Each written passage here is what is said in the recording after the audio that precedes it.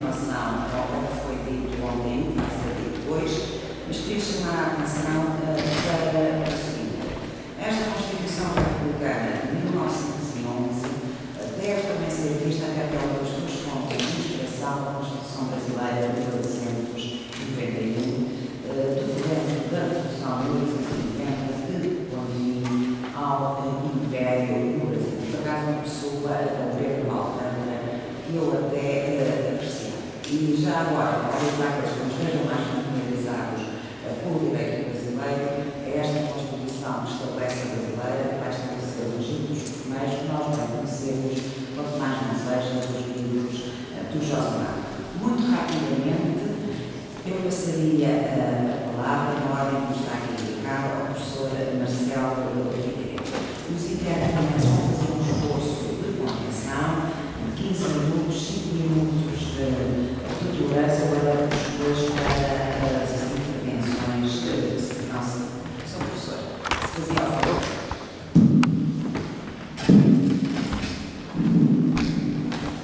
Muito bom dia a todos. Eu gostaria de saudar os meus colegas de mesa, professora Cristina Queiroz, professora Maria Lúcia, professor Paulo Saraiva, todos os nossos colegas presentes. Uma primeira palavra de agradecimento ao meu querido amigo, professor Paulo Ferreira da Cunha, por este amável convite, poder aqui estar com todos os colegas nesta muito agradável cidade do Porto. Evidentemente que em 15 minutos, nós, como disse a nossa presidente, teremos que fazer um esforço de contenção hercúleo para poder simular aquilo que eu gostaria de dizer em mais tempo. De todo modo, o que eu procurei dizer, ou procurarei dizer, tendo em vista a proposta desta palestra, desta intervenção sobre o velho e o novo nas repúblicas, seria percorrer a história do Brasil com os olhos voltados ao direito constitucional, tal como é a proposta desse seminário, desse painel. E como nós temos várias constituições, isso não é, evidentemente, uma tarefa rápida. De todo modo, eu tentarei enfrentar esse tema rapidamente, começando pelos principais períodos. O primeiro período é o período colonial. E nós podemos dizer que, sobre o aspecto da formação da cidadania brasileira, nós vamos ver que o Brasil tem uma herança cívica muito pobre, né? Se nós focarmos no período colonial, verificaremos que nós tínhamos uma população analfabeta, uma sociedade escravocrata, uma economia de monocultura e latifundiária e, portanto, um Estado absolutista. Nós podemos também afirmar que não havia, à época da independência, um conceito de nação brasileira, né? Nós, portanto, sequer éramos considerados cidadãos brasileiros. E não há dúvida que o problema maior nessa ocasião foi a escravidão. Para vocês terem uma ideia, sobretudo os portugueses, até 1822, nós tínhamos introduzidos na colônia aproximadamente 3 milhões de escravos. Na época da independência do Brasil, uma população de cerca de 5 milhões, nós tínhamos 800 mil índios e 1 milhão de escravos. Então, isso dava bem a noção de impossibilidade de formação da cidadania naquela época, porque havia, evidentemente, um ambiente de dominação muito grande. Outro aspecto importante é o tema da educação no período. A situação da educação naquela época era calamitosa. Em 1872, apenas 16% da população era alfabetizada. Também nós não tínhamos estudantes em ensino superior na época da colônia. Em contraste com a Espanha, Portugal nunca permitiu a criação de universidades em sua colônia. Ao final do período colonial, havia pelo menos 23 universidades na parte espanhola da América, 3 delas no México. Umas 150 mil pessoas tinham sido formadas nessas universidades. Na parte portuguesa, as escolas superiores após a chegada da corte com o João de 1808. Portanto, os brasileiros que quisessem, pudessem seguir um curso superior, eles tinham que viajar a Portugal, sobretudo, como nós sabemos, a Coimbra. Então, entre 1772 e 1872, passaram pela Universidade de Coimbra 1.242 estudantes brasileiros. Comparando com 150 mil da colônia espanhola, o número é realmente ridículo, né? Então, nós não poderíamos ter, evidentemente, uma formação com a cidadania brasileira nesse período. Passando rapidamente para a época do Império, também nós teremos problemas muito similares. Os direitos políticos do Império, como nós sabemos, foram condicionados pela Constituição de 1824 aos cidadãos brasileiros com determinado poder econômico. Então, somente aqueles com uma renda líquida superior a 100 mil réis, que era uma quantia elevada na época, por bens de raiz, indústria, comércio, emprego, eram considerados cidadãos ativos e tinham voto nas eleições primárias. Então, nós podemos dizer que, a partir do Império, começou-se um movimento muito embrionário na formação da nação e naquilo que viria a ser uma cidadania brasileira. Passando a história rapidamente, nós podemos dizer que, de fato, a tradição, vamos dizer assim, monárquica brasileira foi muito elitista, certo? Como toda monarquia, ou uma monarquia daquela época, muito elitista.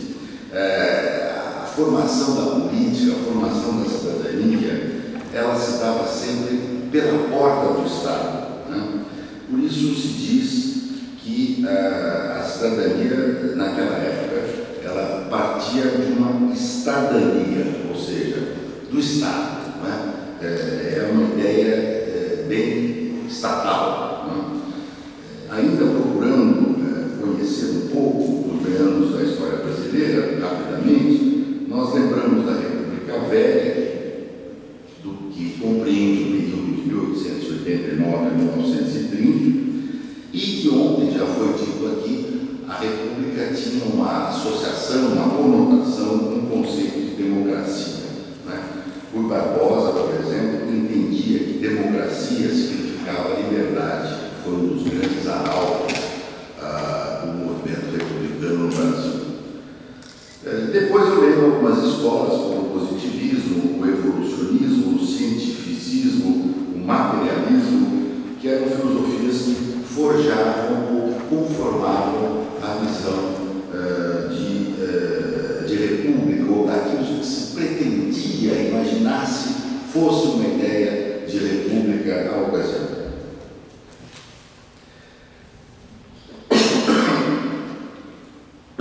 Os republicanos afirmavam que a democracia, o que pretendiam que a democracia era um regime sem privilégios. A democracia era a superação de um antigo regime e a criação de um novo regime no plano social. Pensavam eles que se a liberdade matar o absolutismo, a democracia extinguiria os privilégios, a vigência, se o país teria uma vigência do princípio da igualdade. Evidentemente que as influências da Revolução Francesa, da Revolução Americana, já eram conhecidas também no Brasil.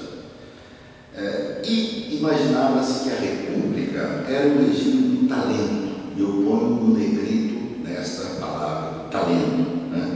O que se contrapunha aos privilégios. Então imaginava-se que, com o regime republicano, as pessoas iriam ascender às posições sociais pelo seu talento, e não por serem bem nascidas ou por serem amigas do soberano, do imperador, do rei. Infelizmente, a realidade veio a demonstrar que a implantação da República ocorreu, como nós vamos ler, de uma forma muito atabalhoada e sem que houvesse um espírito republicano, uma clara dimensão do que seria a República. E o que aconteceu foi exatamente uma substituição das famílias tradicionais e atrasadas chamadas impérios, que eram famílias aristocráticas, ou essa chamada aristocracia de talento, para uma aristocracia de burocratas, ou de negociantes. Uma professora, Maria Chaves de Mello, diz o seguinte: ao contrário da sociedade perfeita, progressista e racional que se desenhou na década de 1880, o que se via concretamente era a ascensão dos Zé Ninguéns, pessoas desclassificadas e de arrivistas que ficavam muito ricos da noite para o dia. Agora, no lugar de bailes como o da Ilha Fiscal, as grandes festas da capital apresentavam um desfile deplorável, pessoas mal ajambradas e muitos uniformes. A mediocracia, enfim. Não foi a república do talento, não foi a meritocracia. Em vez da aristocracia, o país foi convulsionado por um tumulto quase anárquico que desembocou num regime oligárquico. Então, o que nós tivemos foi, evidentemente, o início de uma república e um sentimento de mudança, mas não propriamente uma incorporação daquele conceito que nós conhecemos de república. A república não ampliou a representação política, como era de se esperar, e fez algumas reformas pontuais, como o caso do voto feminino, uma luta pelo voto feminino, não implantou, mas uma luta pelo voto feminino, pelo voto secreto, pela justiça eleitoral, essas questões que só vieram depois no Brasil, muitos anos depois, mas a semente foi plantada na época da República, da Primeira República. Eu quero apenas referir ainda alguns símbolos republicanos para mostrar que realmente a República não foi incorporada no inconsciente do brasileiro. Nós tivemos alguns movimentos muito messiânicos, como, por exemplo, a Revolta dos Canudos, a Revolta do Contestado, que foram movimentos messiânicos com características monarquistas.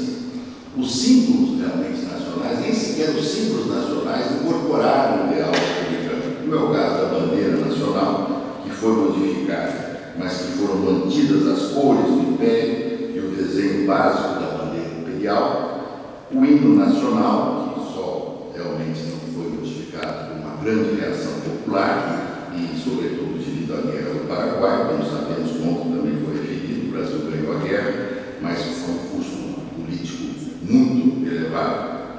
E a República não teve êxito em promover os seus fundadores. A única pessoa que não está associada imediatamente à República, mas que teve alguma conotação de mártir, foi Tiradentes. E por que Tiradentes? Porque ele foi pintado com uma cara popular e talvez por isso tenha sido o único a ser enforcado no Brasil, e os pintores o representavam com a aparência de Jesus Cristo, o que sem dúvida contribuiu para difundir a sua popularidade. Nós estudamos uma época a história do Brasil, representava aqueles livros de Tiradentes com aquela barba, etc. Realmente a representação de Jesus Cristo. Foi o único herói nacional que efetivamente tem, vamos dizer assim, uma história de ligação à República, aos ideais republicanos, etc. Os outros símbolos republicanos são tão esparsos, tão fluidos, tão vagos, que realmente a República no Brasil, os historiadores, os politólogos, são quase unânimes em dizer que era uma ideia muito vaga, muito fugidia no inconsciente do brasileiro. Havia mais um apego ao sentimento imperial do que propriamente a República, a Primeira República. Pois bem, nesse quadro passamos rapidamente na história e para a Constituição de 46, para a época da Segunda Guerra Mundial, para o liberalismo político e econômico, para o Estado liberal e social de direito, e pulamos imediatamente para a Nova República, abertura do Brasil, 21 anos de ditadura, 1964 a 1970 e poucos, abertura, distensão, década de 80, para chegarmos à chamada Nova República. O Brasil, em 1985, temos aquele comício já histórico das diretas já, havia um movimento muito grande para a redemocratização do Brasil, que a partir, eu estou simplificando a história, mas é claro, nós podemos dizer que a cidadania começa a ser formada na década de 30, eu li essa parte, a partir da Revolução de 30, de 32 em São Paulo, etc., a cidadania começa a se ficar mais clara, vamos dizer assim, a partir da década de 30, eu diria, de uma forma mais organizada, com o sindicalismo, com o Estado Social, etc. Pois bem, passamos a 88, onde nós temos o auge da participação popular e da Constituição Cidadã, de Luiz Guimarães, que representou muito bem aquele momento, né, em que nós temos um auge de participação popular. Então, na década de 70 e 80, com reação ao militarismo no Brasil, nós temos diversos atores sociais construindo, de fato, uma nova cidadania. Aí nós temos um movimento legítimo, claro, organizado e desorganizado ao mesmo tempo, afluindo a Assembleia Nacional Constituinte para, como que tentando consertar o passado e construir um novo futuro a partir de 88. A Constituição de 88 é emblemática, ela marca um ponto importante de inflexão na história brasileira, que tem no verbo participar a sua palavra de luta, a sua palavra de guerra, a sua bandeira, né? Eu não vou aqui lembrar, mas enfim, todos aqueles que quiserem conhecer os anais da Constituinte de 88, da Constituição de 88, verá que o número, milhões e milhões de brasileiros, todos os estratos sociais participaram da Constituinte, como que querendo resgatar realmente a sua cidadania e participar da formação de um novo Brasil. Não vou entrar em detalhes da Constituição Brasileira de 88, mas apenas para ressaltar que, de fato, ela é uma Constituição extremamente programática, aspiracional, promocional, dirigente, como diria o professor Garotinho, né? E ela tem como objetivos centrais a erradicação da pobreza, a diminuição das desigualdades sociais, a promoção do bem de todos, sem preconceitos de origem, raça, sexo, idade, cor, etc. Então, nós podemos já, caminhando para o nosso tempo final, refletir um pouco sobre essa ideia de república, dessa busca incessante da república, em que eu chamo mito ou realidade tangível, né? Este ideal, né? Ao mesmo tempo a república é um conceito, mas também um ideal, também um objetivo que nós procuramos alcançar, etc. E como constitucionalistas é inegável que nós façamos uma aproximação conceitual com as fórmulas do Estado Democrático de Direito. Embora não se confunda o conceito de república com o Estado Democrático de Direito, é possível dizer que não há uma verdadeira república nos padrões contemporâneos sem uma aproximação, uma identificação forte com o Estado Democrático de Direito. E por quê? Porque ambos os elementos dos conceitos convergem para uma ampla participação política, para a construção de um espaço democrático, com a atuação da maioria, com respeito às minorias, para o reconhecimento dos direitos fundamentais individuais, coletivos e sociais, para a formação de um poder judiciário independente e forte, para a formação de um sistema de freios e contrapesos, para a organização do Estado e da cidadania abertamente num diálogo construtivo com os novos modelos de integração supranacional. Portanto, eu, já finalizando, diria que nós temos que pensar um pouco no conceito de associação política, pensar em Tocqueville, nunca Tocqueville nesse aspecto, eu acho que deve ser lembrado, Democracia na América, para contrapor um pouco aquele conceito de associação política. Hoje nós vivemos apelos constantes de tecnologia, da informação, da eficiência, da eficácia, e parece importante recordar como uma arte de associação. E nós temos que, então, tentar democratizar ou percorrer o caminho da democratização da esfera pública, tornando-a permeável à vontade dos indivíduos e desassociando um pouco a ideia de Estado necessariamente à formação de cidadania ou de república, porque também na individualidade nós temos a formação da solidariedade. Lembramos os americanos que, apesar de terem uma sociedade extremamente individualista, conseguem agregar valor a partir das iniciativas solidárias da sociedade.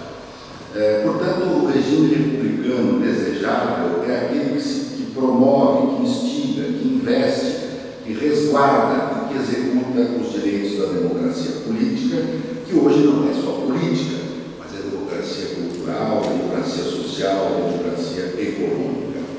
Quero apenas fazer referências ao que é o bom e o ruim, nós sabemos, mas é apenas uma referência. O título diz o novo e o velho na República. O velho nós conhecemos. O velho é o nepotismo, por exemplo, que é comum, muito comum no Brasil, tão comum que o Conselho Nacional de Justiça teve que editar uma resolução número 7 de 2005 para dizer que não se pode nomear parentes para cargos públicos de confiança diretamente ou indiretamente, chamado nepotismo cruzado, no princípio, pelas amizades no meio parentes para cargos públicos. É o patrimonialismo, o clientelismo da administração pública, que é característica da má república, é isso? E a boa república é aquela que procura, no nosso caso, sobretudo para países emergentes, procura superar as nossas mazelas históricas, como a pobreza, a insultante desigualdade social, o desprestígio dos partidos políticos, da classe política, a corrupção, a impunidade, o hiperpresidencialismo, etc. Esta seria a boa república. Muito obrigado a todos.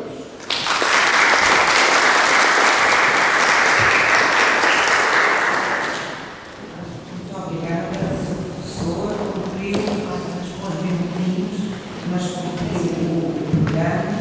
E agora, já está no seu posto, a doutora Carmela, portanto, René Alma, não é? Estou aqui no Jornal Estado de Direito da cidade, Universidade de Porto Alegre. Enquanto ao tema que nos vai trazer, gira à volta do velho e do novo das repúblicas, mas é uma surpresa. Doutora Carmela, tem a palavra.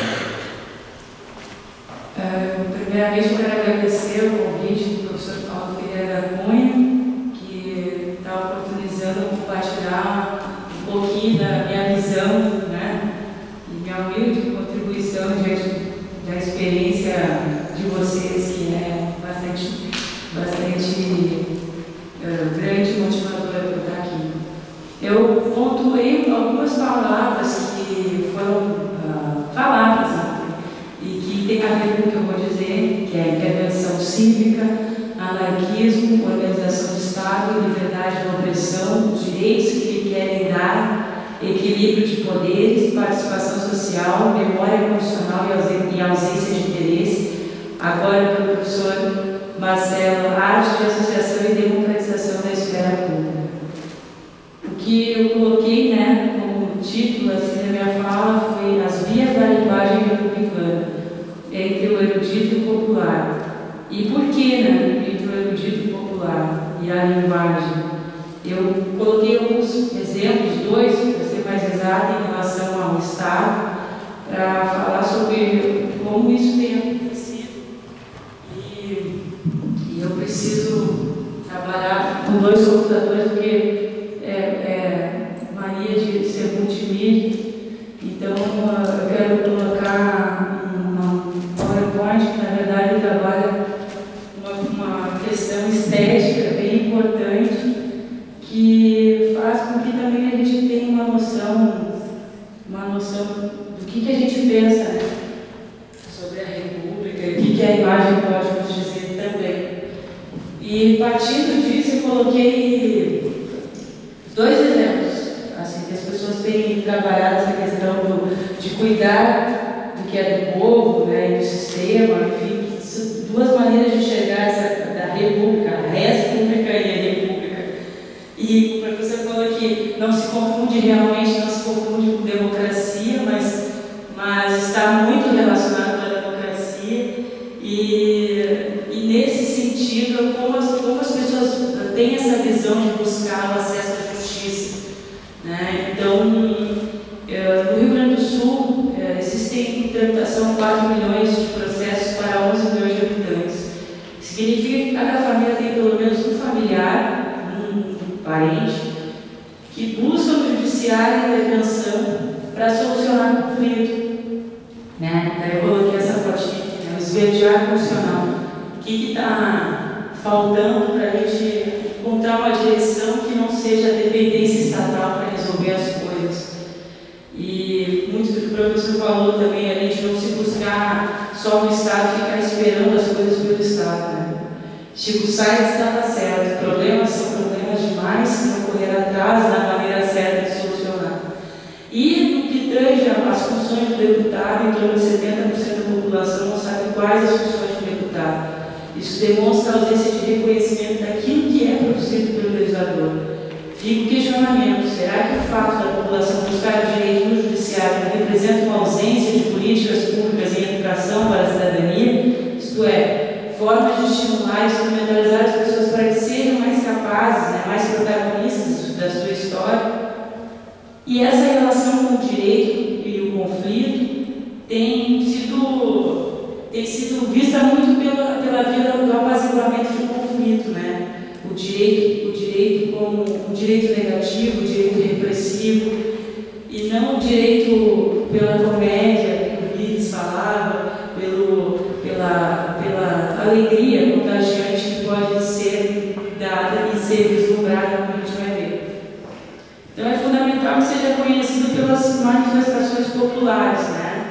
Pela música, pelo futebol, pois a experiência para quem entra com uma ação no judiciário, mesmo com o sentimento de justiça feita, causa traumas pessoais e sociais. E essa é a nova república, né? Questionamento. Que tipo de consciência sobre a coisa pública e o destino comum estão dentro de quem faz parte da gestão democrática e deliberativa? Pelas experiências que vivenciamos, a grande massa da população não é beneficiada, sendo aplicadas políticas públicas assistencialistas que não sejam mais, não estimulam o protagonismo social. E a república começa em casa.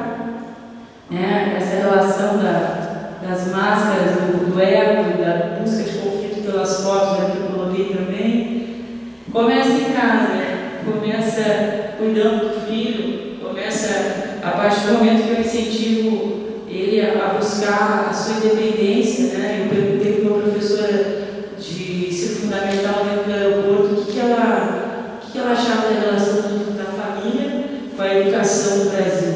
Ela disse que está péssima, porque os pais chegam a fazer o dever de casa e assinar o tema com a letra deles e dizer para o filho não correr no chão de areia, porque vai se machucar e daí vai dar problema, então que ele fique sentado no banquinho e não corra, fica ali parado. Então a gente vê como essa geração que está vindo e a geração que veio, que eu ainda vejo que está surgindo, é uma geração que tem medo do mundo, medo de enfrentar essa realidade. Então, como é que a gente vai pensar nessas pessoas que estão surgindo pela educação que a gente dá dentro de casa, né? A república dentro de casa? Os desafios que eu coloquei, que a gente tem que trabalhar essa questão de uma política pública estatal para se desenvolver a cidadania, mas aqui eu dei uma risadinha meio irônica, mas é uma risada irônica mesmo. Não como tem sendo feito, assim, muita relação com a questão de cultura apaziguadora e de intervenção estatal. O CNJ essa semana publicou uma notícia dizendo assim: há uma década, programas educativos e culturais aproximam a STJ da sociedade. Aí eu vou ler só o primeiro parágrafo. A quarta entre as metas nacionais prioritárias definidas pelo Conselho Nacional de Justiça para este ano determina que todos os tribunais brasileiros, incluindo implementem aumentos no programa de esclarecimento ao público sobre as funções, atividades e órgãos do Poder Judiciário em escolas ou quaisquer serviços públicos. Conhecida como método de responsabilidade social, essa diretriz visa aproximar cidadãos dos tribunais e evitar eventuais imagens distorcidas que a sociedade possa ter sobre o funcionamento do judiciário brasileiro. E, atendendo a proposta da meta 4, pelo STJ, tem desenvolvido verdadeiras campanhas de esclarecimento e promoção da cidadania, exatamente uma década. São programas educativos e culturais destinados aos mais diversos públicos, incluindo crianças, idosos, estudantes. São números expressivos. Mais de 80 mil pessoas em 10 anos foram beneficiadas por esse projeto. Museu Escola, Despertar Vocacional, Saber Universitário, Sociedade para Todas as Idades, a STJ Júnior. E por que eu falei assim, disso que realmente eu estava ironizando? Eu vou entrar no mérito de cada projeto porque não tem tempo para isso. Mas o que eu tenho que dizer é que a cada trimestre eu faço um jornal para 45 mil pessoas. Em 6 anos de trabalho tem mais de 800 mil pessoas que já viram o conteúdo que eu faço. Então, o que o STJ está fazendo é mínimo, é insignificante, porque deveria ser, inclusive, utilizar todo esse recurso, esse aparato estatal, para que não se busque o judiciário para resolver conflito, né? Porque a minha família ali buscando, que não consegue, a teoria da comunicação não está funcionando entre as pessoas, então isso é elementar. Lógico, o Estado tem interesse com isso, ele ganha. Constrói prédios grandões lá em Brasília, lindaços, e a população sem hospital. Então é uma contradição isso, a gente ter buscar no judiciário e assim ter o estímulo a conhecer o judiciário como se fosse maravilhoso o STJ Júnior, de conhecer, não que não seja importante, mas tem funções muito mais alimentadas relacionadas à educação, que se a pessoa não tem uma formação cívica, ela não vai conseguir conciliar uma vida amorosa. É ridículo isso, mas infelizmente é real, né? Pode parecer tão simples, mas é complexo, né? Então, o erudito popular, né? O erudito seria a representação da linguagem e das garantias de participação como destino comum expresso emocionalmente, mecanismos de participação e que juridicamente são pouco utilizados para reivindicar direitos e necessidades.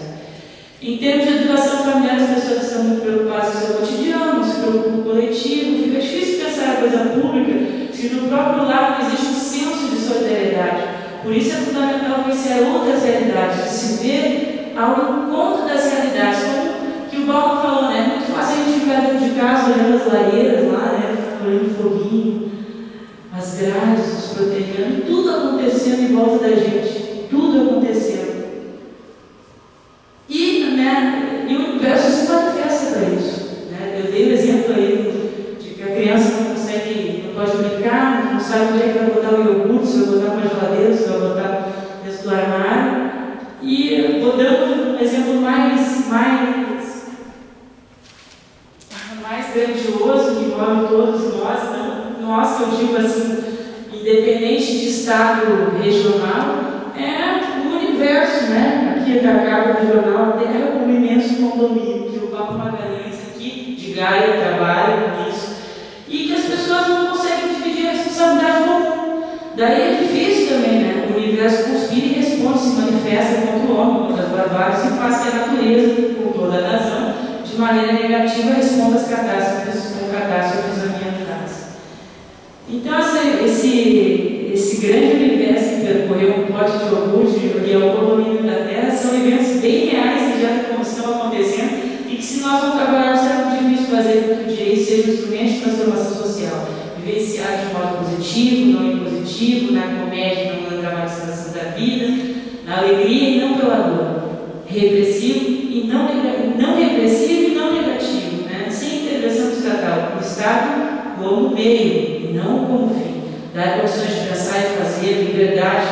A Constituição nos mostra um monte de direitos, mas não consegue realmente, a gente não consegue efetivá-los na quantidade de demanda que a gente tem. Se a gente colocasse tudo no liquidificador e fizesse um bolo de baunilha, né? Ou o bolo que vocês preferirem, é preciso olhar para aquilo que já está gritando, né? O bolo seria isso, olhar para aquilo que já existe e que ainda existe preconceito, porque o funk é associado com crime e não com manifestação cultural, porque o samba não é reconhecido como elemento de identidade democrática brasileira, como pedagogia sensível, porque não se trabalha a capacidade que todo ser humano tem do seu universo interior, pelos presos como multiplicadores, porque não se valoriza o trabalho produzido por um artista independente morador de uma favela.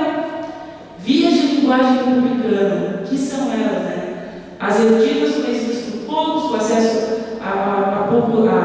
de acesso a poucas pessoas, que têm interesse, pessoas que ficam na máquina, né? O popular, que será visto agora pelos vídeos que eu vou mostrar rapidinho, que mostram plataformas de expressão que a internet tem colaborado para difundir novas maneiras de falar sobre o direito e de se transmitir conhecimento, que a gente tem que fazer com que as pessoas consigam se chegar na lei.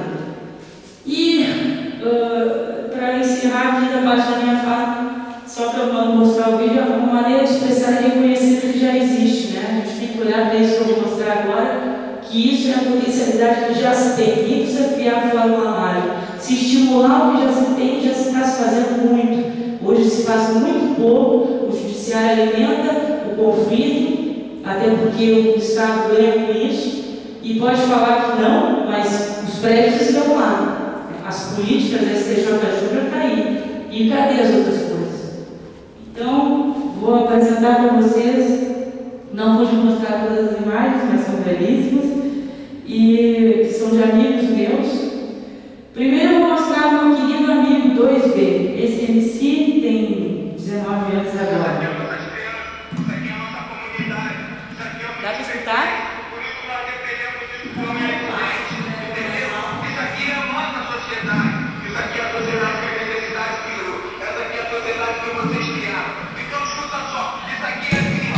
Será que a nossa sociedade não compreende, repreende, aprende, matando inocente, deixando um rastro de sangue nesse povo dependente, e eles bebendo Red Label, vindo na cara da gente,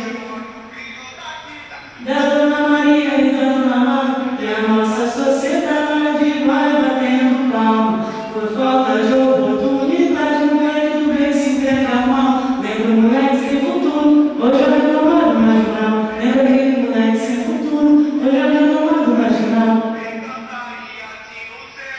No Rio de Janeiro, passo uma bala traçante, seu brilho atrai olhares como um luxo de diamante, mas olha quem diria, acertou um estudante. Por que será que atirou polícia ou tráfico? Isso é só um exemplo do trabalho dele, mas eu tenho que mostrar outras coisas. Rapidinho, porque eu sei que o tempo é curto. Ele é um MC, mora no Paraná, um amigo meu. E esse é um trabalho que eu faço no Presídio Central de Porto Alegre. Esse é o Cristiano e eu trabalho. Eles são uma plataforma, são os multiplicadores.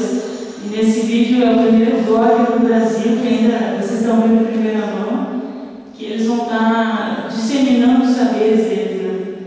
Pelo menos que eu tenho conhecimento. Então, eles dão aulas de instrumentos, eles vão ler o livro do professor Paulo Ferreira da Prima, e bom, eu li o livro de Geografia Constitucional e isso aqui. Então, eles vão ser os multiplicadores. Depois desse livro aqui, esse outro vídeo que eu vou mostrar agora rapidinho também, mas depois eu posso passar o link. Trabalho funk como manifestação de expressão, né? Esse caso aí. 70% da população é envolvida com tráfico de drogas, né? A população carcerária.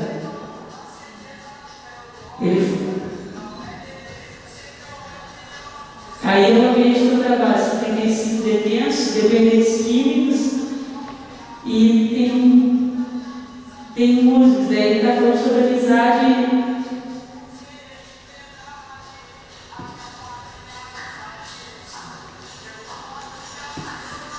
Mas não estou sozinho. Verdade. Essa eu não gravei.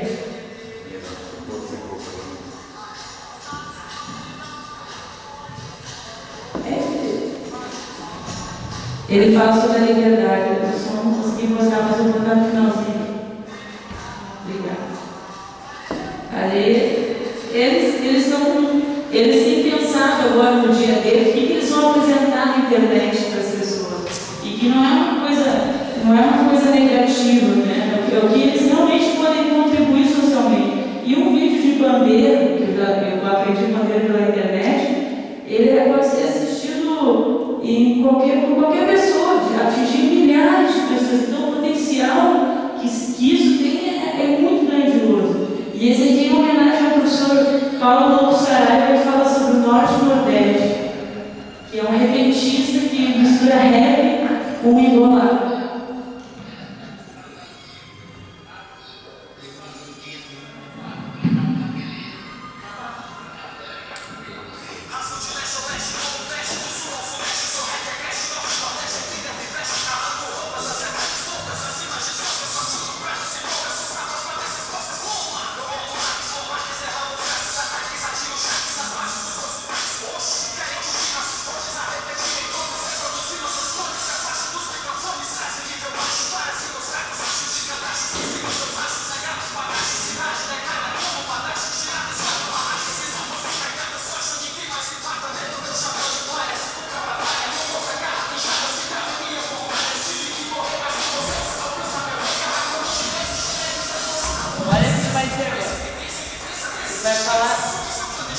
Sobre o norte, fala sobre o destino.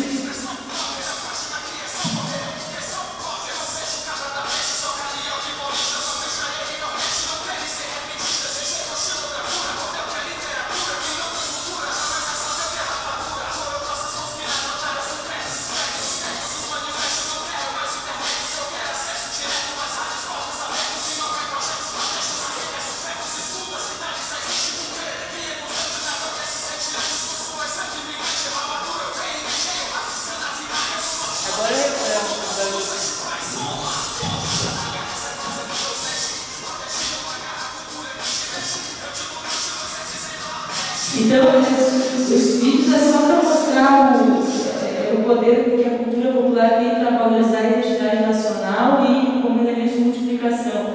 Não mostrei o vídeo que eu faço, o senhor não pede aí na cabeça, mas depois eu e o professor Paulo Ferreira também vamos cantar uma música. Obrigada, desculpa o meu tempo ultrapassado.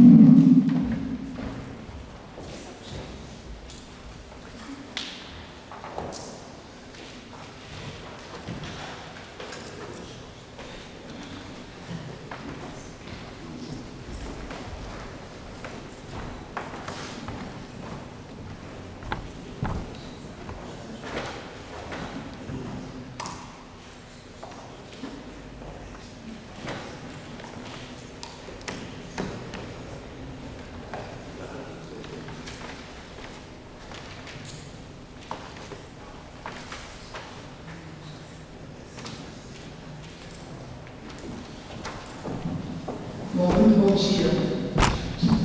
Bom dia a todos.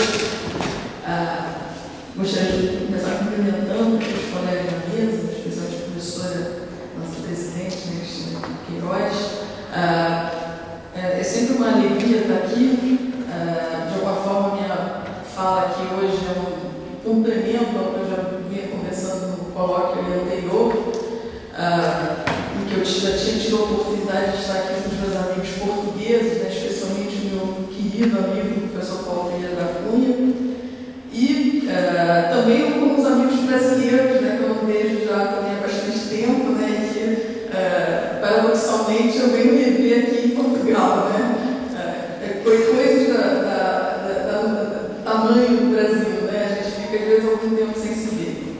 Bom, não vou me estender mais nos cumprimentos, porque o tempo é curto, né?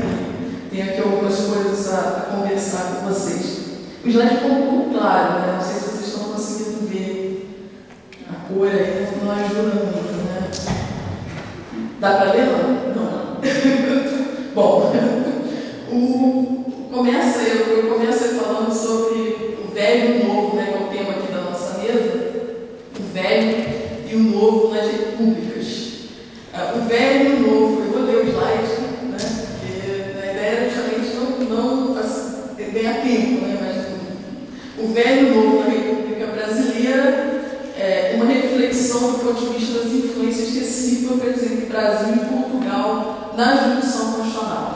Então, a minha proposta aqui hoje é partir um pouco de uma discussão que eu já tinha trazido aqui no ano passado em relação a uma visão ideal de república vinculado a uma concepção do republicanismo exemplar, né, como alguns professores de filosofia política com muita felicidade chamam, e trazer esse ponto de vista aí para fazer uma reflexão sobre a jurisdição constitucional, fazendo uma conexão aí uma confluência aí entre as influências recíprocas entre as constituições brasileiras e portuguesas.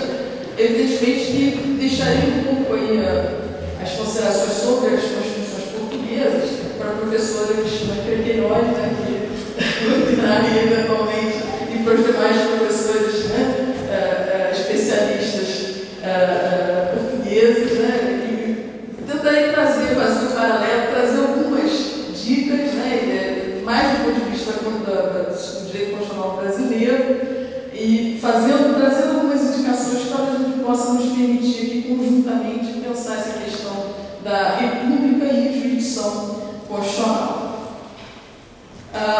Esse slide é transparente, né, traz alguns pontos importantes aí, que seria o republicanismo exemplar, né, e de que forma ele nos permitiria pensar uma determinada concepção de jurisdição constitucional. O ponto de partida teórico aí é a teoria do julgamento, né, a teoria do julgamento político, que foi colocada aí, especialmente em ênfase no pensamento do século XX pela filósofa Hannah Arendt. Essa teoria do julgamento, então, tem uma base lá na filosofia kantiana, né, na teoria do juízo de Kant, que é uma ideia que Kant vai expor na questão da faculdade do juízo, quando vai falar do juízo do belo, né, do sublime, do juízo do gosto. A concepção aí é de que a validade, né, do juízo do gosto vai assentar não em uma invocação, uma base, em algum princípio geral, mas na força do exemplo, né, que é a expressão aí, a força do exemplo, porque o que vai definir o juízo de gosto como um juízo válido vai ser o sentimento, né, kantianamente falando, o sentimento de prazer ou desprazer diante do objeto, mas, além disso, né, é o chamado sensus comunis, ou pensamento alargado, aquela capacidade de você pensar se colocando no lugar do outro. Né? O universalismo, esse universalismo exemplar, que essa teoria política do final do século XX, início do século XXI, vai buscar aí nessa teoria do julgamento, é o que a gente chama de universalismo exemplar. E aqui a proposta é falar justamente do republicanismo exemplar. Né? O que seria esse republicanismo exemplar? Como ele supõe esses sensos comuns, esse pensamento alargado, supõe aí, existe aí, evidentemente, uma propensão, né, para a retórica, para o diálogo. Né? Estamos aí diante de um universalismo que substitui a força persuasiva dos princípios gerais pela força argumentativa da exemplaridade. Né? Então, a importância da imaginação política. Aqui, no ano passado, até com a ajuda do nosso amigo José Murilo de Carvalho, professor José Murilo de Carvalho, que tem um livro muito interessante sobre a República e seu imaginário, né, mostrando como o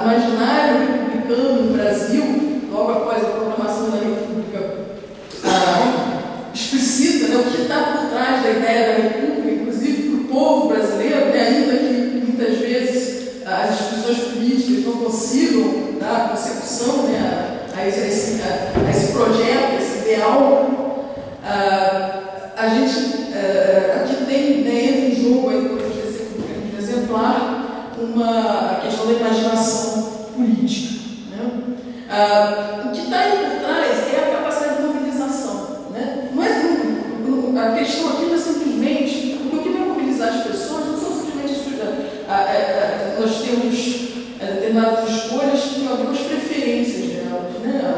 A questão do civismo é uma questão que ultrapassa isso. Né? E por isso a importância aí da imaginação. Desse ponto de vista, qual seria o papel do tribunal, uma corte constitucional, do tribunal constitucional, da jurisdição constitucional?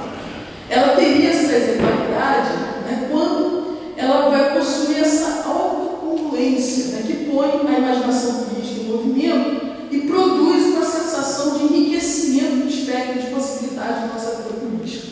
Né? Então, a Corte Constitucional tem que ter outro, não vou poder desenvolver aqui, mas tem um filósofo muito bacana, o Benjamin Barber, né, que fala da importância da liderança política numa democracia participativa. Né? Isso parece uma coisa meio herética, né, falar em liderança política numa democracia, mas é importante. Qual seria então a exemplaridade da ideia da República no Brasil e em Portugal? Né? Então, a gente tem algumas propostas, até a gente, na nossa palestra passada aqui, ano passado, a gente explorava um pouco isso, né, o respeito à coisa pública, a oposição à corrupção e ao personalismo, a necessidade de uma condução política que não atenda ao interesse somente de elites, né, a convivência com o princípio democrático, a necessidade de incremento da mobilização popular consciente no processo de decisão política, cultivo das virtudes cívicas. Aí, essa charge está no livro, justamente do José Emílio Carvalho. São imagens, foram publicadas em revistas, jornais, alguns poucos anos depois da proclamação da República no Brasil. Né? Então, vocês podem ver aí a República, né, sempre representada por uma mulher. Na primeira foto, assim, proclamada, né, uma jovem muito airosa. Né? Na segunda, já uma cocote, com uma cara meio, né, não muito honesta. Né? Abaixo, a República já doente na cama, né? Mas está piorando. Né? Entrando na pesquisa na internet, eu descobri que agora nos 100 anos de Portugal, algumas imagens também curiosas nesse sentido andaram circulando na internet. Né? A República, 100 anos depois, né? Bastante já deteriorada, né? Bastante corrompida. Então, aqui, trazendo essa discussão para essa reflexão comum das constituições republicanas brasileiras e portuguesas, é bom só registrar, lembrar, né, até a riqueza disso, né, considerando que a Constituição de 1911 recebe a influência da Constituição brasileira de 1991, especialmente até nesse assunto, né, no assunto do sistema, a implantação que nós temos, essa especificidade que nós temos da adoção em comum do sistema misto, né, essa peculiaridade de controle de constitucionalidade. E, por outro lado, a Constituição de 78, brasileira, recebe, né, isso é reconhecido pelos nossos estudiosos de comparado, né, a Lúcia Lira Tavares tem um trabalho interessante nesse sentido, a influência da Constituição portuguesa, inclusive sobre os princípios fundamentais, onde está lá o princípio democrático.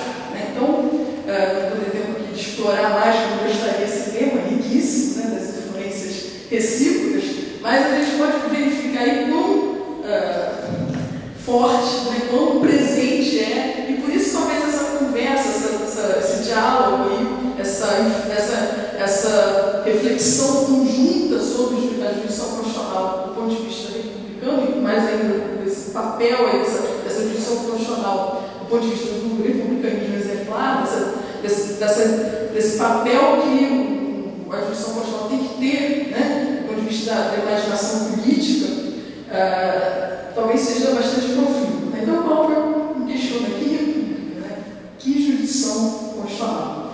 E aí vem uma parte mais ligada aqui, no final, à dogmática constitucional, né, que é justamente o desafio republicano e a jurisdição constitucional. Né? Então, alguns pontos aí, que são mais umas proposições para nós refletirmos aqui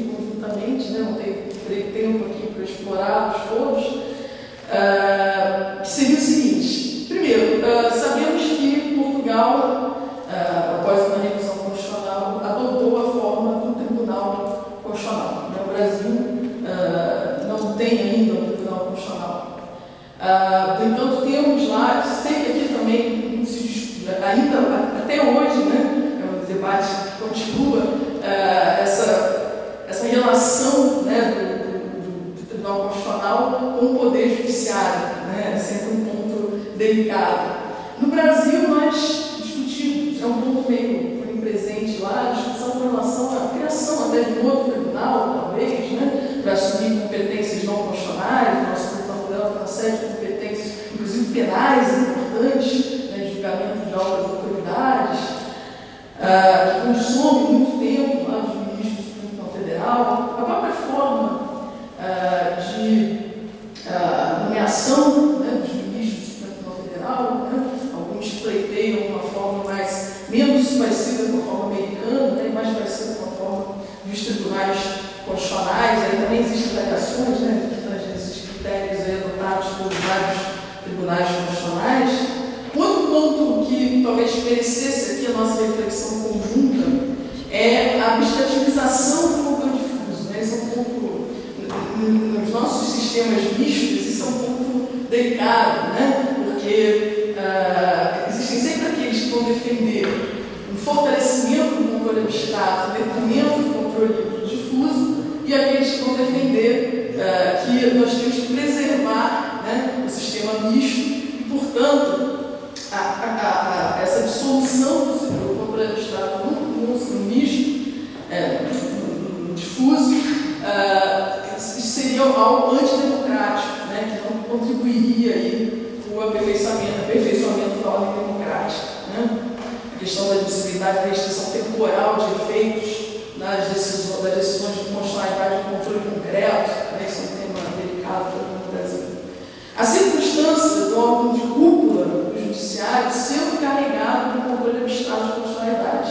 Né? Isso é um ponto específico aí, né, desse órgão máximo de jurisdição constitucional, que até vou mencionar um programa nosso lá recente no Brasil, né? Essas dificuldades políticas aí, né, que a gente tem no Brasil, que vocês não têm, né, que tem lá o Tribunal Constitucional, do órgão de cúpula do judiciário ser encarregado do controle abstrato, né? Seja ao mesmo tempo o órgão de cúpula e o encarregado do controle abstrato. E, sobretudo, aí, um ponto, né, finalmente, aí, um ponto que nós recebemos uma reflexão muito grande do direito português, né, que alguns precedentes do Tribunal Constitucional Português são citados a miúde nas decisões do Supremo Tribunal Federal, os limites ao controle jurisdicional das políticas governamentais. Né? Esse é um assunto em que a influência portuguesa no Brasil, no direito brasileiro, no direito constitucional brasileiro, é imensa, né? E as vicissitudes do legislativo. Né? Talvez eu via ontem aqui os nossos colegas portugueses mencionando as dificuldades do legislativo português, comentavam, né, que poxa, parece o Brasil, né? Só que o Brasil vai ser bem pior, imagino eu. Né? E finalmente, eu trouxe para vocês uma charge publicada há umas 2 semanas no Globo. Nós temos aí a ministra Eliana Calmon, né, para quem os nossos colegas que não conhecem, né, a ministra Eliana Calmon, e que é a corregedora nacional de justiça, e de outro lado, o presidente do Supremo Tribunal Federal, o ministro Peluso. Né? Como vocês podem ver, eles estão prestes para o duelo, né? Para sacar os seus martelos, né? E iniciar, né, uma briga que certamente, né, seria autodestrutiva. Né? Essa charge aí se refere, e é bem, vocês vão ver esse episódio do Ministro do Republicanismo Exemplar, é um desastre completo, né? Porque essa charge aí se refere a uma discussão que o Supremo não conseguiu apreciar até hoje, né? Já adiou o julgamento 2 vezes, que é os poderes do Conselho Nacional de Justiça. Existe um movimento muito forte do Poder Judiciário brasileiro, pressionando inclusive os ministros do Supremo Tribunal Federal, para que retenham ou diminuam, ou até acabem com o poder do Conselho Nacional de Justiça de investigar juízes. Né? Então, fortalecendo, né, o que a gente estava vendo aí antes, né, essa Né? Então, isso aqui a gente pode ver até pela imagem, tem uma charge no jornal de grande circulação, né, que o Poder Judiciário, né, e talvez a nossa justiça constitucional tem que estar atento, né, quando proferir as suas decisões, para esse papel que ele tem do ponto de vista do fortalecimento de determinados valores republicanos na imaginação política do país. Né? Muito obrigada.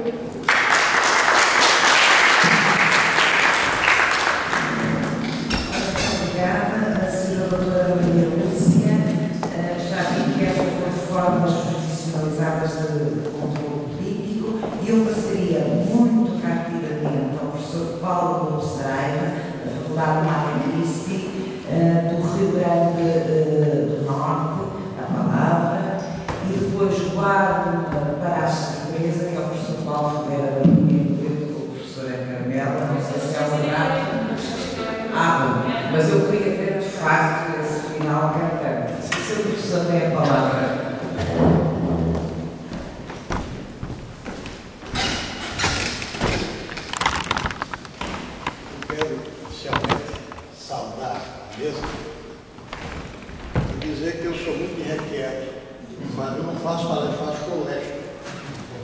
Deixar de apertar a mão do lavatório, sem tombar, apertar a mão do lavatório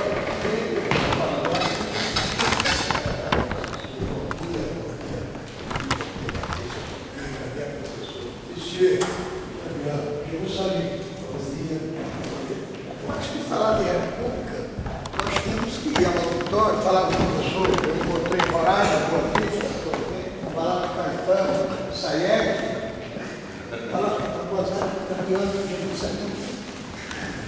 dizer que agora eu vou me comportar bem, professora, porque a tecnologia me prende. Professor, muito bem, não deve cair aí no grau. Professora, eu hoje estou muito feliz, porque há uns certos milagres que existem nesta manhã. O primeiro deles é a conclusão de uma mesa luso-brasileira. Mas eu pronunciei brasileira. A presidente portuguesa, simpaticíssima, para não dizer ela. Meu colega Marcelo, tantas lutas constitucionais no Brasil, na OAB, a professora Maria Lúcia, lá do Rio de Janeiro, que trouxe o tom carioca da charge, desde a República Velha até a República Contemporânea, a minha queridíssima amiga gaúcha, Carmela, Gründer, estou vendo Ana, Sayeg, Fernando, me sinto muito feliz. Eu vou falar muito do velho, professora. Eu vou falar da minha vida.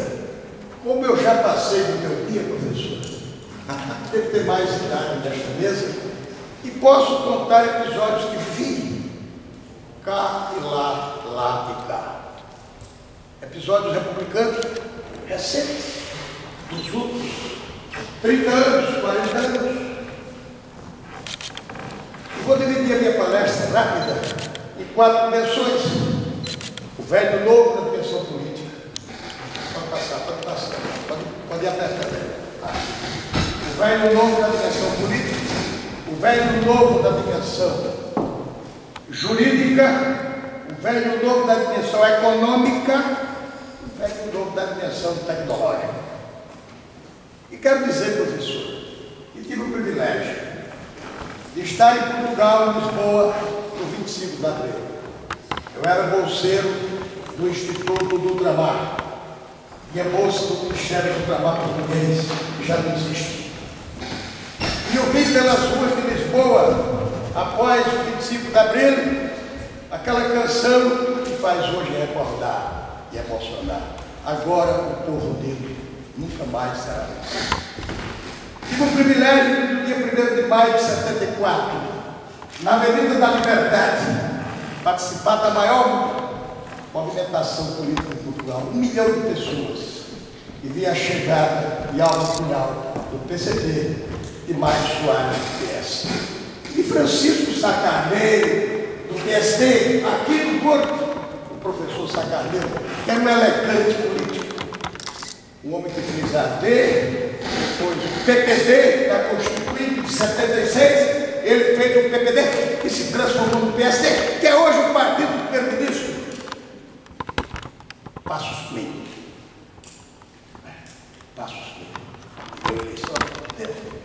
Eu acompanhei e vivi este momento trepidante da minha vida. E a queda da ditadura, a ditadura salazarista, caetanista, meu caro Caetano. Depois, professor, nessa vivência lusitana, eu vi uma jovem colocar no fuzil de um soldado do exército português o cravo vermelho. E daí para frente, a Revolução se chamou Revolução dos Cravos. Eis porque a Revolução dos Capitães de Abril, Capitão Salgueiro Maia, Major Belo Saraiva, Capitão Vasco Gonçalves,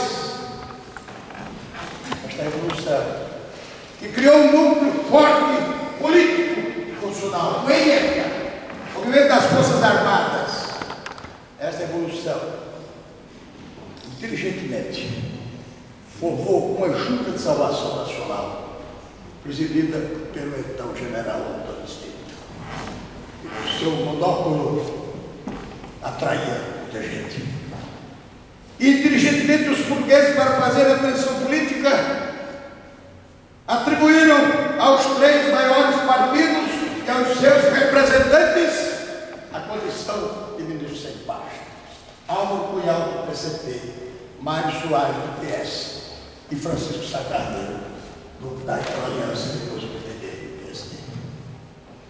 Este mesmo episódio eu vi do Brasil quando a ditadura militar caiu.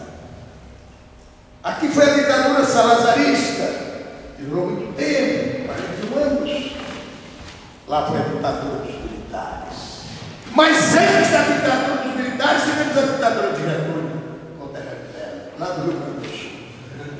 Tivemos duas ditaduras, a dos civis, a dos anos 30, 37, da Carta de 37. E tivemos a ditadura dos generais.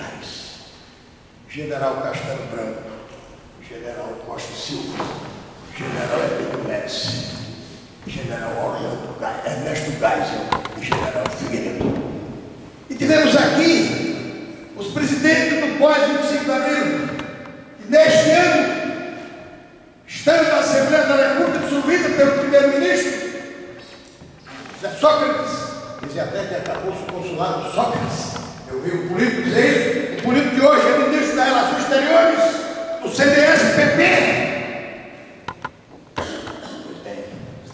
O presidente Cavaco Silva, Aníbal Cavaco Silva, reuniu no dia 25 de abril os ex-presidentes, pós 25 de abril, do Palácio da Rainha. E lá eles falaram, os 4 ex-presidentes democráticos de abril. Eudes Ramalho, primeiro, e venceu a eleição quando Sá Carneiro morreu no desastre de Leão, na véspera da eleição. Mário Soares, o líder do PS, que trouxe a UER para Portugal nos anos 80. Depois tivemos Sampaio, o presidente Sampaio, e finalmente o presidente Cavaco Silva, que é o presidente que até ontem falou a nação, exortou a nação para o sacrifício. No Brasil, eu vi isso também, professor. Eu vi Tancredo deve ser eleito e morrer na véspera da posse. Porque no Brasil, a República Brasileira é a República do caixão, do golpe de Estado. Sempre há um caixão de fogo no palácio. Ou tanque de guerra na rua. Eu enfrentei a ditadura militar como jovem estudante, filho de português, neto de português de Bragança, transmontano. Eu levo sempre esta raça transmontada para transmontar a terra. E Sarney substitui Tancredo no milagre. Sarney que era adversário de Tancredo, Sarney que era do partido contrário ao partido de Tancredo, mas o milagre brasileiro, o ajeitadinho brasileiro, Ele foi o presidente da República. Depois, professora, tivemos também a eleição lá, como houve eleições cá. Para, professora. Depois de 20 anos de ditadura, elegemos um jovem chamado Fernando Collor de Mello, que dizia: não me deixem sós. E ele ficou só, continua só. Depois, elegemos o presidente Fernando Henrique Cardoso, PSDB, governador 2 períodos. Foi ele que criou a reeleição. Eu combati, nós combatemos na OAB, somos contra a reeleição. A eleição parece com monarquia. Temos o presidente da América do Sul, que já vai ter 3 mandatos, Hugo Chávez, e o índio Evo Morales, da Bolívia, também quer. Professor Paulo, meus cumprimentos. Meu agradecimento por estar aqui. Obrigado. Somos xará, minha luz. E depois tivemos a queda do Collor. Eu vi aqui a queda da ditadura Caetano Salazarista, nas ruas de Lisboa, cantando com os jovens. Agora o povo vivo nunca mais será assim. Ou se não, cantando o hino. Avante, camarada, enquanto comunista. Avante, camarada, avante. Junta a nossa voz. Avante, camarada, e o sol brilhará para todos nós. Eu tenho muito destino na rua de Lisboa. E vi Collor cair e assumir Itamar com aquela trufa célebre. E depois, a eleição do metalúrgico lá do Nordeste, do homem que foi varrendo pela seca, sem um dedo, só tem um curso de metalurgia, chamado Luiz Inácio Lula da Silva. É um Silva, como muitos Silvas saíram daqui para o Brasil. E não é que este metalúrgico, professor Paulo, mudou a estrutura brasileira? Talvez porque não tivesse o doutoramento, talvez porque não tivesse o anel. Eu digo aos meus alunos do júri, eu faço júri, cuidado com o anel. Quanto maior o anel, mais burro o bacharel. Sabe com isso, professor? Mas então, e fala, sem medo. E digo, não se assuste comigo. Eu sou advogado, eu sou cronista social. Eu sou chamado para falar pelos outros. E meu nome é louco. Não é, meu nome é português, louco, não louco é o povo. Não botem loucos, nem lomo, nem lupo, nem lipo, nem lapo. É louco, é português. Sou médico português, é louco. Louco lá de Bragança, de Pé dos Montes. Pois bem, hoje estou aqui, esta manhã estival. Sem dúvida, me emocionando. Eu prefiro me perder na emoção do que perder a emoção. Quando as palavras faltam, as lágrimas chegam. Olhem bem para os meus olhos e não ouçam só a minha voz. Chorar é manifestar o sentimento mais profundo. Os cegos vão ver e choram.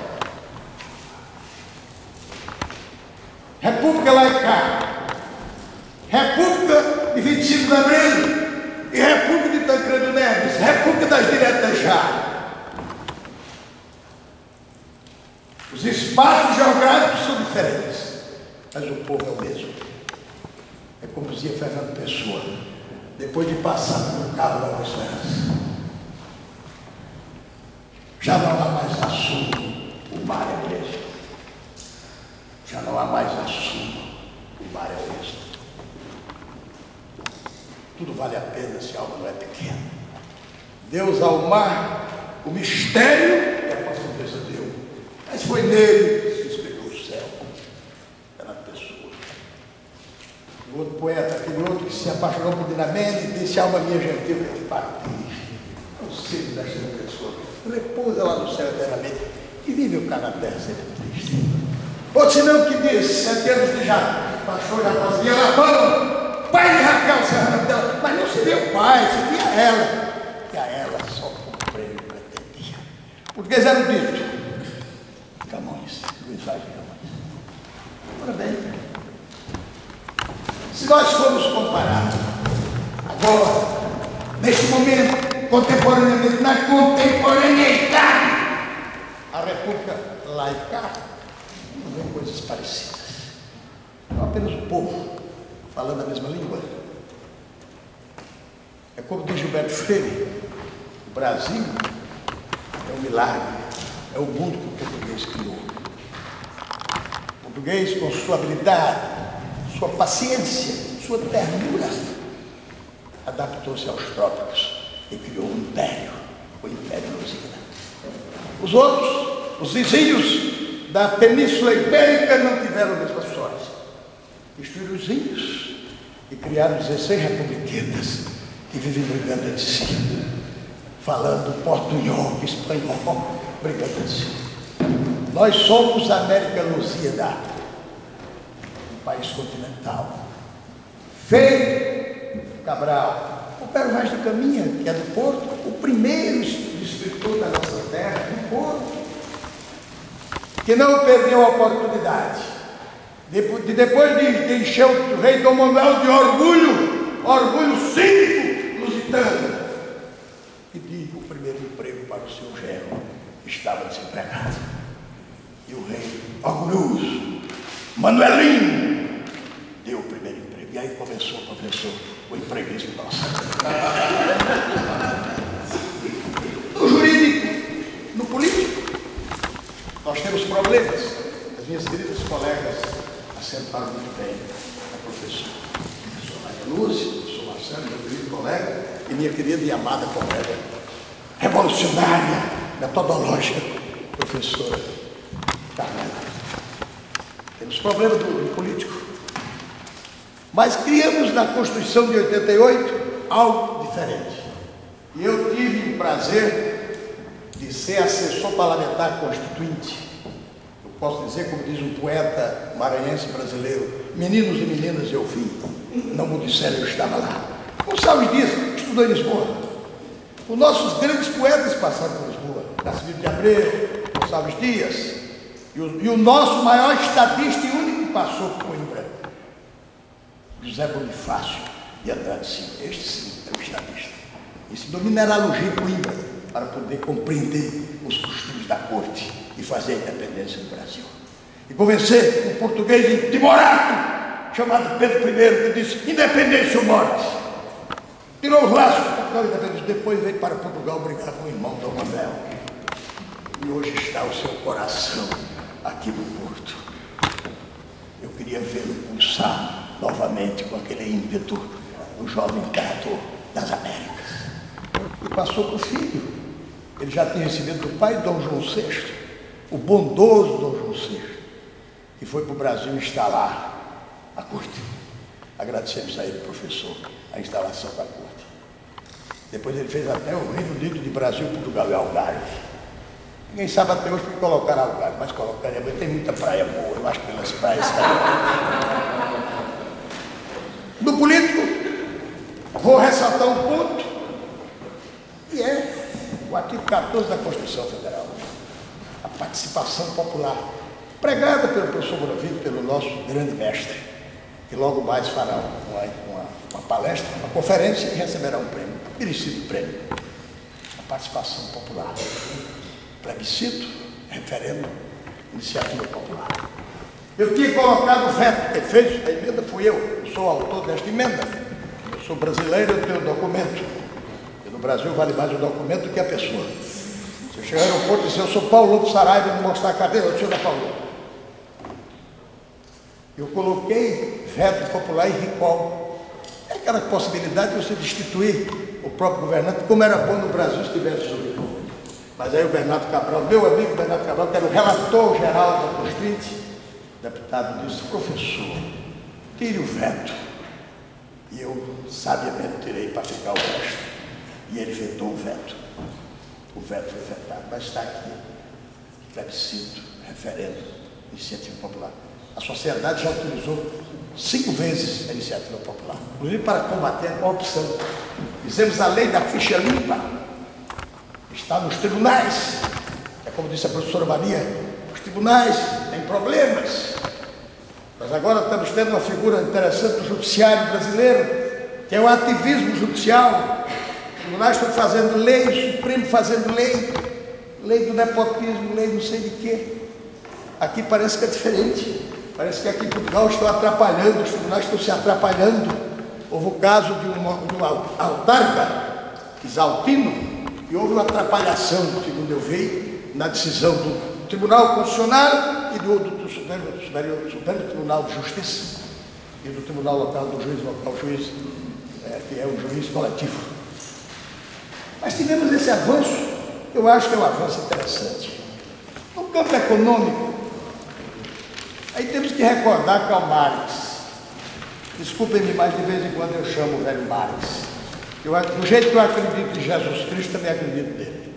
Eu fui seminarista, quase padre, estudei francês, mas depois que passei por professor francês. E o econômico é importantíssimo. Não podemos ter a concretização dos direitos fundamentais sem a base econômica. Marx tinha razão. A superestrutura ideológica só funciona com a infraestrutura econômica. Eu sou um lutador pelos direitos fundamentais. A minha tese de doutorado foi mandato de garantia social. Eu criei uma nova ação no processo cultural brasileiro há 30 anos. Chamaram-me de comunista, professor, e eu disse: está desempregado? Impede o mandato de garantia. O Estado tem que lhe dar emprego. Está sem casa? Impede. O Estado tem que lhe dar moradia. O jus habitandi e o jus laborandi, no latim bom do seminário. E aí a doutora Dilma fez Minha Casa, Minha Dilma, ou Minha Vida, que é o programa habitacional do Lula e da Dilma. É a minha tese de doutorado. Minha casa, minha vida. Realmente sem casa, não há vida. Sem emprego, sem trabalho, não há vida. A prostituição, a violência, aquilo que a professora falou também. O econômico. Todas as televisões do mundo, outro, estão falando da terra da minha querida amiga, a Grécia, ela Grécia. Problema grego. A Grécia, o berço da civilização ocidental, passando por necessidades imensas. A União Europeia com problemas. A Alemanha querendo voltar de outra forma. Não mais com o rei Hitler, mas agora com o rei Fidesz. Agora, salário.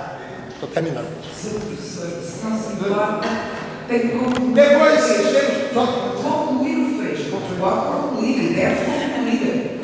Depois nós temos a parte jurídica. Eu já falei da parte jurídica. E temos finalmente a parte tecnológica. E aí, a República Nova no Brasil traz novidades. Que é a internet. Hoje nós temos eleição, apuramos a eleição de milhões de votos em horas, poucas horas, professor. A nossa justiça eleitoral está internetizada, está computadorizada. O nosso sistema é o sistema melhor do mundo e o mais seguro. Isso nós avançamos. E avançamos na internet com Twitter, iPod, uma série de coisas. Todo dia inventa uma coisa. Morreu agora o cara que inventou tudo, não sei se vou contar mais. Desculpa o cara, mas morreu. Mas, professora, eu acho que nós temos mais velho do que novo, que as oligarquias continuam no Brasil. E aqui é a Troika. Agora é uma tal de Troika. Troika para aqui, Troika para lá. É a Troika portuguesa dos 3 partidos e a Troika da União Europeia, do banco, da banca e da União Europeia. Quer dizer, são troicas. O FMI, ai o FMI. Eu tenho pena dos portugueses, dos gregos, porque o FMI dói. Lula nos tirou do FMI. Viva Lula! Lula lá! Quero, pois, encerrar minha audiência integral, dizendo da minha alegria de estar aqui no São Paulo. O Senhor ter me permitido essa manhã estival, essa recordação afetiva dos 2 momentos que eu vivi na minha vida de advogado, de professor Fernando, meu abraço. E foi e ver a Revolução dos Cravos em Lisboa, em 74, e a redemocratização brasileira, de 85. Eu estava no mesmo mundo, eu estava na mesma cultura, na cultura luso-brasileira. Eu estava em espaços diferentes, mas os portugueses, arrojados como foram, venceram os mares e aportaram em terras nunca vistas. Como disse Camões, foram além da Taprobana, muito além da Taprobana. E eu me sinto feliz quando eu sinto também que posso cantar o peito ilustre lusitano, a quem é tudo em mar que obedecer. E como ela disse que eu sou poeta, eu sou nordestino. Eu podia ter começado essa minha palestra relembrando Geraldo Vandré, que é um grande poeta da minha terra, revolucionário. Prepara o seu coração para as coisas que eu vou contar. Eu venho lá do sertão e posso não lhe agradar. Aprendi a dizer não. Vi a morte sem chorar, a morte, o destino, tudo estava fora de lugar. Na boiada já fui boi, boiadeiro já fui rei. Hoje eu estou em Portugal, revivendo o meu barril. Quero terminar com a quadra que fiz agora. Uma vez eu ganhei um concurso em São Paulo, concurso de quadras. Eu fiz uma quadra, esta quadra que eu vou recitar. E eu pensava que era dinheiro. Era para um programa Caravela da Saudade. Caravela da Alma, Saudade. Era um português desse bem forte que dizia, é o programa Caravela. E eu fiz uma quadra e ganhei. Não ganhei dinheiro, vou dizer o que eu ganhei. Este país tropical, que tem um céu cor de anil, com certeza é um Portugal e todo chão do Brasil. Eu fui lá receber o dinheiro. Fui lá receber o dinheiro. Porque ele disse, és tu, mas que bem, pá, fizeste bem, pá. Mas não é dinheiro, é uma coleção dessa que nós eu ganhei a coleção.